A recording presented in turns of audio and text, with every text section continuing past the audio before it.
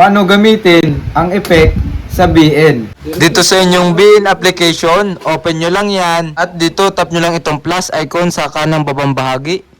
At dito tap nyo lang itong new video. Then itong save. At mapupunta na kayo dito sa inyong files. So halimbawa natin is itong speaker na ito. And tap natin itong next button. At dito sa baba makikita nyo na yung FX. Yung logo na star. So tap nyo lang yan. Dito maraming iba't ibang effect. So merong spin 1, spin 2, spin 3, spin 4.